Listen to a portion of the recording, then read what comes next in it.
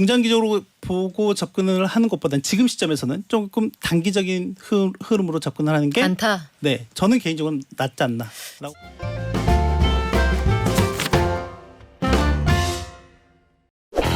아니 저기요, 엔비디아가 잘 나간다고 해서 제가 샀더니 급락하고 1억이 있어요?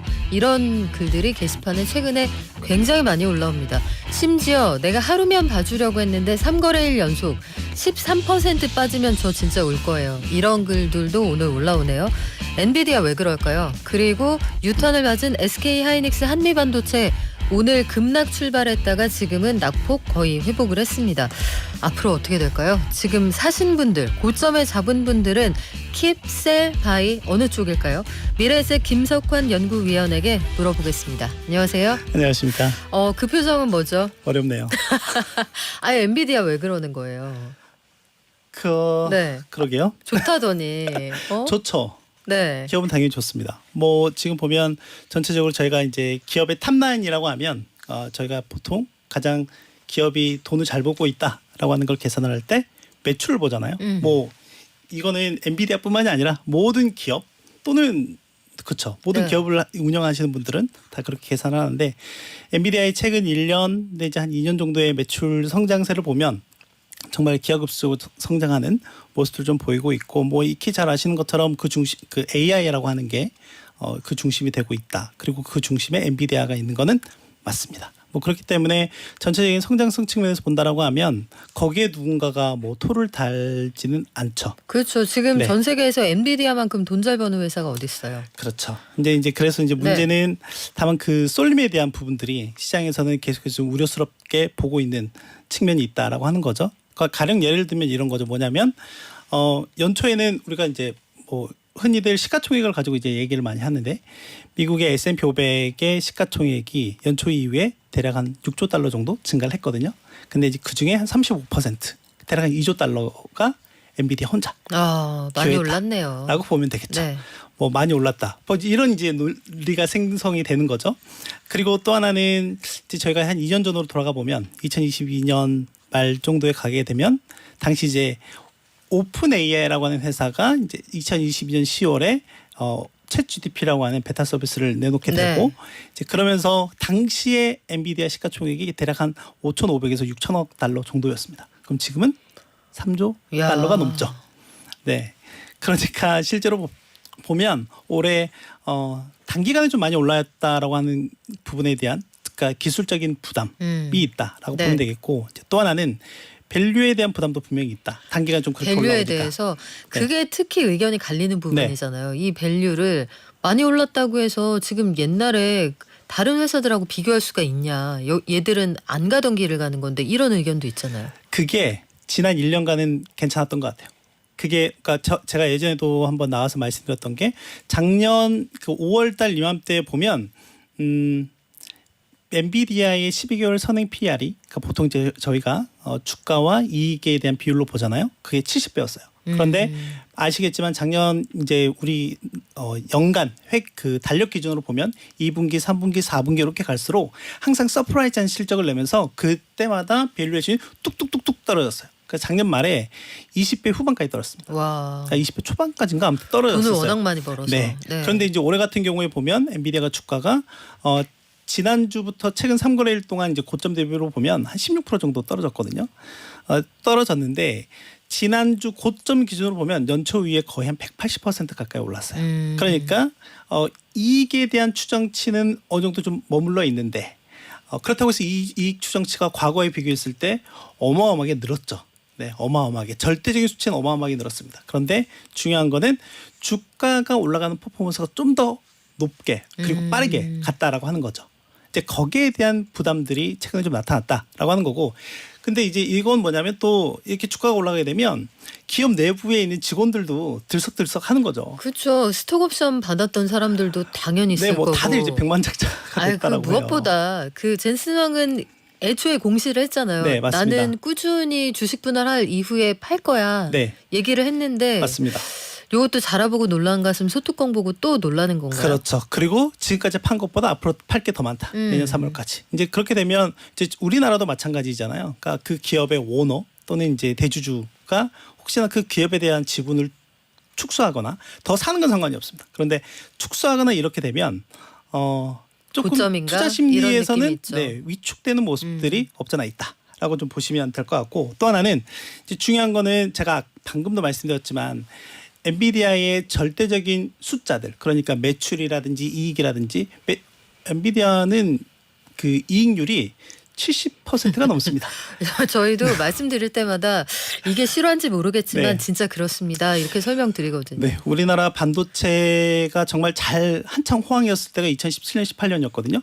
당시 진짜 반도체 이런 숫자가 찍힐 수 있나라고 생각했던 게 한 40%였는데, 네. 네, 엔비디아는 그보다 훌쩍 더 많은 그렇죠. 이익률이 찍히고 있는 거죠. 네. 이제 그러니까 어마어마한 자금들이 지금 돈이 엔비디아 내부에 쌓이고 있는 상황인 건 맞다. 근데 그것보다 더 앞서 말씀드렸던 것처럼 지금 뭐 너도 나도 다 AI 한다고 하니 그러면 이 엔비디아의 그 칩을 안 살 수가 없거든요. 반도체를 GPU라고 하는 건데 이제 그걸 안 살 수가 없기 때문에 그만큼 돈이 실적 성장세가 가파르게 나타나고 네. 있다라고 하는 거죠. 그런데 중요한 거는 이제 작년부터 지난 1년간은 이제 그게 어떻게 보면 제가 방금 말씀드렸던 것처럼 우리가 충분히 좀 이해할 수 있는 부분이었는데 그러면 앞으로도 계속 그런 고성장세가 유지가 될 수 있겠느냐. 근데 그 1년에 대한 기저효과가 이제 끝나가는 시점입니다. 작년에 워낙 폭풍 성장을 했고 네.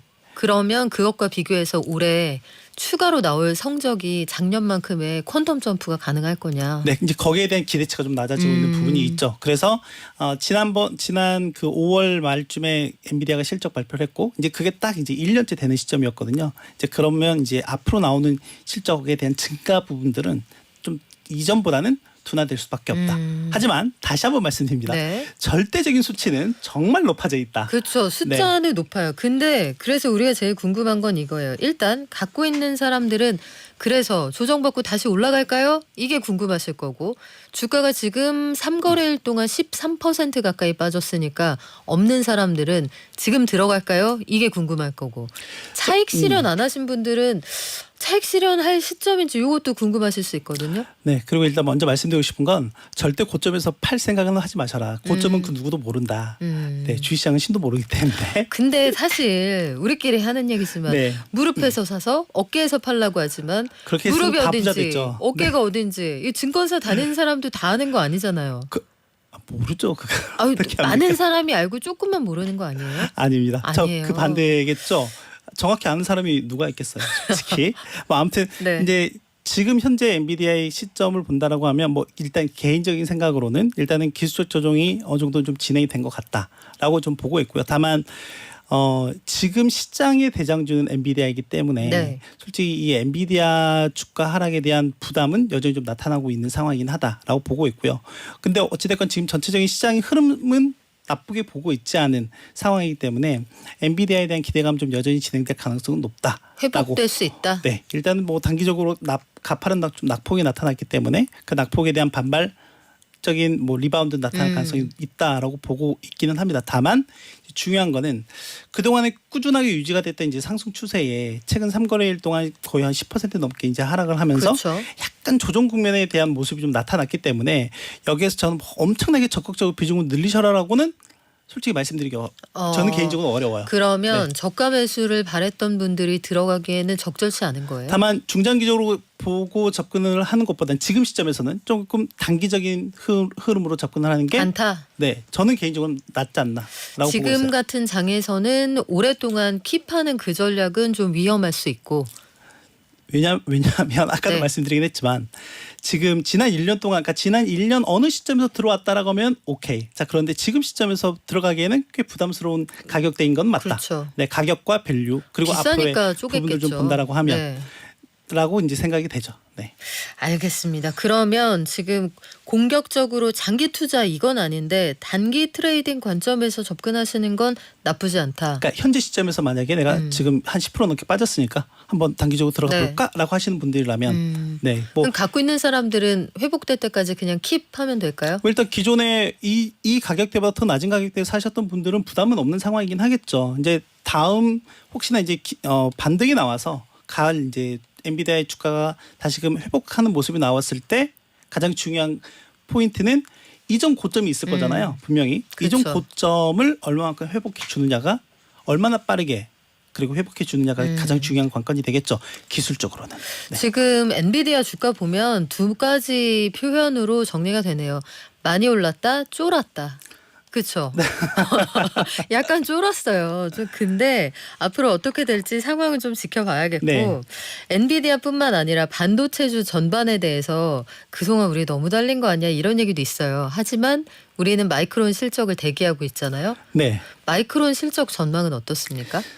방금 엔비디아는 계속해서 우상향하는 모습을 보이고 있다라고 말씀드렸잖아요. 그러니까 역사적으로 계속 매 분기마다 매출 또는 이익 신기록이 계속 나오고 있는 상황이에요. 자, 그러면 마이크론 상황으로 보면 마이크론이 이제 최근 한 5, 6년 동안에 그러니까 그 한창 호황이었던 2017년, 18년 이후에 한번 보면 지금 마이크론의 실적이 어떨까라고 보면 지금 이제 막 회복세예요. 작년 이맘때를 저점으로 해서 점진적으로 회복되는 모습을 보이고 있고 이번에 이제 마이크론 실적이 이제 발표가 될 텐데 아마 이번에 3분기가 될 텐데 3분기 실적이 나오게 되면 작년과 비교해 그러니까 작년 23년 3분기가 이제 가장 좀 피크였던 시점이었고 그게 쭉 이제 감소하면서 이제는 다시금 회복되는 모습을 좀 보이고 있다. 다만 이 전에 있던 고점을 넘기지 못한 상황이긴 해요. 네, 그래서 보면은 그럼에도 불구하고 주가는 엄청나게 잘 갔죠. 최근 2년 동안 마이크론 주가는 거의 150% 가까이 올랐거든요. 3월하고만 비교를 해도 꽤 많이 올랐어요. 네, 최근 2년 동안만 보더라도 그 이제 결국에는 미국이라고 하는 곳에 있었던 그런 프리미엄도 좀 받은 것 같고 그렇죠. 어떻게 보면 HBM에서 그 시장에서 굉장히 미미한 MS를 가지고 있는데도 불구하고 네, 그리고 실제로 아직 엔비디아에 납품도 못 하고 있죠. 삼성전자가 똑같이 퀄 테스트를 그러니까 품질 테스트를 받고 있거든요. 아유 주가만 보면은 이미 납품한 거죠. 납품했어요. 이 주가만 납품을 보면. 하고 있는 네. 하이닉스는 최근 2년 동안 125% 올랐습니다. 아 진짜 속상하다. 더 속상한 게 있어요. 뭐예요? 삼성전자도 27% 올랐습니다. 아니 삼성전자는 마이크론 얘기 끝나고 조금 더 분노할 텐데 마이크론은 진짜 주가 많이 올랐네요. 네, 최근 2년 동안만 네. 이제 보는 거예요.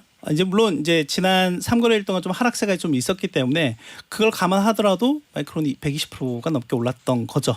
네, 그러다 보니까 이제 마이크론은 상대적으로 좀 어떻게 보면 미국에 있다라는 그런 프리미엄을 좀 받는 것 같고, 그러니까 밸류 측면에서도 약간 그런 쪽에서는 좀 할증을 받고 있는 게 아닌가라고 네. 좀 생각이 되고, 다만 이제 중요한 거는 삼성전자 같은 경우에는 분명히 좀 모멘텀에 대한 병목은 좀 있는 상황인 것 같기는 해요. 왜냐하면 지난 4월 말쯤에 나와서 이제 말씀드렸을 때는 GTC 이제 엔비디아의 GTC 2024 행사가 있었고 당시 이제 젠슨 황 CEO가 삼성전자의 HBM에 대해서 직접 사인까지 하면서 젠슨 프로브드. 네, 뭐 그러면서 상당한 기대감들을 줬긴 했었는데 그로부터 한 달 있다가 이제 로이터에 또 이상 그 보도가 나왔었죠. 사실 그거는 시장에서 다 알고 있었던 얘기잖아요. 그래서 이제 조금 근데 좀 시간이 걸리고 있는 부분에 대해서 약간 이제 투자자들 사이에서는 이거 안 되는 거 아닌가라는 이제 그런 우려감들이 좀 있는 거죠. 그게 이제 그대로 좀 주가에 녹아져 있다라고 보면 될 것 같고, 또 하나는 수급상에서도 이제 그렇게 나타나고 있다라고 보면 되겠습니다. 실제 5월달, 4월달까지는 뭐 외국인들이 삼성전자에 대한 적극적인 매수 의견을 내고 있었지만 실제 5월달 들어서는 조금 매도하는 분위기가 짙게 나타났다라고 보면 될 것 같고요. 다만 삼성전자가 국내 증시에서 차지하고 있는 비중이 워낙 중요하다 보니 그렇죠. 절대적인 수급적인 측면에서 보면 외국인들은 삼성전자에 대한 비중을 여전히 높게 가져가고 있는 것은 맞는 상황이다라고 보면 되겠습니다. 삼성전자가 어제 우리 엔비디아 발로 유턴을 맞을 때 어제는 잘 버텼단 말이에요. 네. 삼성에 대한 어떤 기대감 이런 것들은 살아있는 것 같은데 오늘도 보니까 지금 1% 가까이 올라가고 있어요. 네. 지금 삼성이 그래도 하이닉스 다음 타자로 HBM 들어갈 거다. 여기에 대한 신뢰는 시장이 단단하게 가지고 있다고 볼 수 있는 거 아니에요? 그래서 아까 말씀드렸던 게 모멘텀 병목 형상이다라고 하는 거죠. 그래서 실제로 아까 이제 수급도 말씀드리긴 했고 주가 상승률도 말씀드리긴 했지만 최근 3거래일 동안 뭐 마이크론도 즉 아까 제가 최근 2년 동안 기준은 지난주 수요일 기준이거든요. 근데 목금 월 이렇게 3거래일 동안 이제 하락을 했기 때문에 아까 마이크론이 145% 올랐다 했잖아요. 네. 그러면 2년 기준으로 보면 이제 어제 종가를 기준으로 보면 122%. 그러니까 뚝 떨어진 거죠. 네, 뚝 떨어진 건데 아까 제가 삼성전자 27% 올랐다고 했잖아요. 네, 근데 어제 종가 기준으로 보면 삼성전자 26%. 아. 네, 떨어질 폭이 적습니다. 아니 그동안 많이 안 올랐으니까요. 그래서 이제 네. 모멘텀 병목 형성 풀리는 게 중요하다. 그리고 또 하나는 이익 추정치가 중요해요. 그러니까 하이닉스 같은 경우는 연초 이후부터 특히 1분기 실적을 발표한 그 4월, 5월 이후부터의 주가 움직임을 보면 주가와 수급 움직임을 보면 상당히 강한 모멘텀과 이익 추정치 상향되는 모습들이 나타났거든요.